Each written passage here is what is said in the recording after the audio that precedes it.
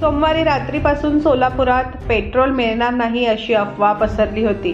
मंगळवारी दिवसभर शहरातील काही पेट्रोल पंप बंद होते। पेट्रोल भरण्याच्या घाई गडबडीत पंपाकडे जाताना बाईक स्वाराचा नाल्यात पडून मृत्यू झाला। पेट्रोल आणण्यासाठी पंपाकडे जात असताना दुचाकीवरील ताबा सुटल्यामुळे बाईकसह नाल्यात तो पडला। नागरिकांनी जखमी दुचाकी वाहनधारकास शासकीय रुग्णालयात दाखल करण्यापूर्वीच त्याचा मृत्यू झाला।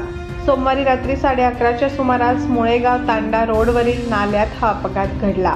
शिवशंकर नागनाथ मरगल, वय वर्ष 41, राहणार संगमनगर, जुना वेडी, घरकुल, सोलापूर असे मयत बाईकस्वाराचे नाव आहे।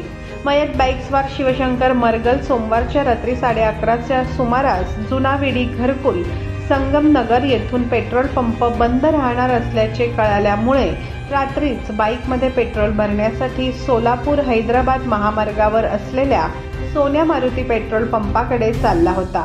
शहरातील पेट्रोल पंपांवर चिक्कार गर्दी आहे म्हणून शिवशंकर हायवेकडे सुसाट निघाला होता। सर्व्हिस रोडचा अंदाज न आल्यामुळे अचानक त्याचा वाहनावरील ताबा सुटला आणि तो बाईकसह मुळेगाव तांड्याच्या अलीकडे असलेल्या नाल्यात जाऊन कोसळला।